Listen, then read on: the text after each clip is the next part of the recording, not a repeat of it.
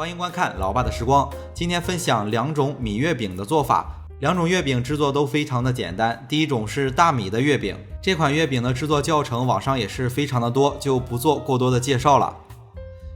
第二种是小米月饼，制作也非常的简单，但是网上没有教程，也算是我爸在家里瞎研究的产品吧。个人感觉小米的这款月饼比大米的更好吃，而且更富有营养。加一点果干在里面，酸酸甜甜的，保证小朋友也特别爱吃，多吃几块也无妨。好了，今天的废话比较多，接着就来开始分享制作。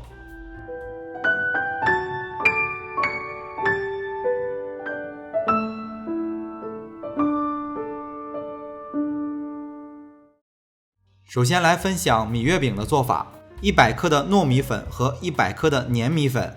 首先取来炒锅，把2种米粉全部倒入到炒锅当中，然后用小火把2种米粉炒至微微发黄。糯米粉在我们这边也叫江米粉，粘米粉很多地区应该也叫大米粉。视频中不太好分辨米粉熟没熟，在现实操作当中，米粉炒至微微发黄就是炒好了。米粉炒好以后，接着起锅熬至1点糖水。首先在锅中加入200克的清水，30克的白砂糖。首先分享的米月饼里面有糖，第二款的小米月饼可以做无糖的。熬制糖水只需要把水熬开，白糖融化就可以。最终糖水的用量在150克左右，但是熬制的时候需要多熬制一点。米粉和糖水全部准备好以后，放凉之后来制作。首先米粉中添加30克的熟油，就是烧热放凉的油，建议用味道比较小的，比如说玉米油。接着添加1勺的桂花酱，桂花酱可放可不放，主要是这次桂花酱买的有点多需要赶快把它给用掉。接着用糖水把材料和成一个面团，准备的糖水多准备了一点，防止不够，最终的用量在150克左右。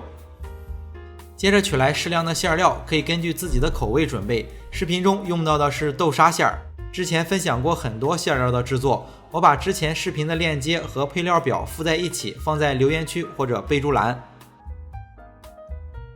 皮子和馅料1比1就可以，大概30至35克之间。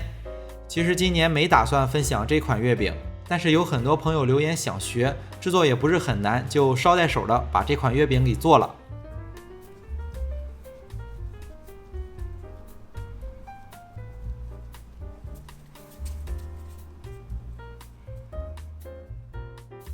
如果感觉有点粘手，在冲压之前可以在表面沾上少许熟的糯米粉。馅料皮子加起来大概在65克左右，模具可以选择一个8个头的模具，就是做出来的月饼8个为1斤。月饼冲压之后就已经是成品了，就可以拿来吃了。那接下来分享一款自己在家里没事瞎研究的月饼，小米月饼。这款月饼比米月饼制作还简单，而且还可以做无糖的。首先准备200克的小米，淘洗干净之后加入350克的水，然后放入到蒸锅蒸熟。很多老年人不能吃太甜的东西，但是这款月饼他们肯定爱吃，不是因为可以做无糖的，而是我爸说小米养育了一代人，老一代的人对小米的味道还是非常怀念的。小米蒸熟了就简单的焖一会儿，放置到外面的这个碗不烫手，就取来一个工具把小米碾成泥儿。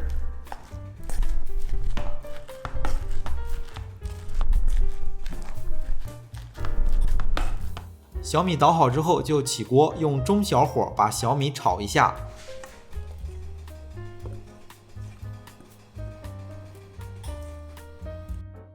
炒的时候多少得放点油，不然后续很难操作。不需要太多，可以放一点橄榄油，大概20克，当然别的油也可以。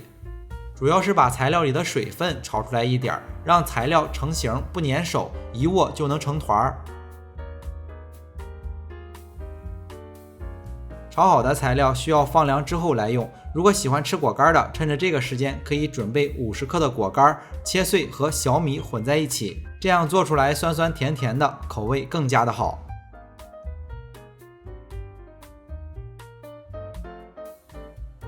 制作非常的简单，把准备好的材料分成25克一个，大概一共是分了20个左右。馅料的选择上可以选择一款之前做的枣泥核桃馅的，这款馅料的链接同样和食材放在一起，主要是这款馅料可以做无糖的，大枣不放糖，同样也特别的好吃。这款小米的月饼不建议做太大，做太大可能容易开裂，我们皮子和馅儿各25克就好。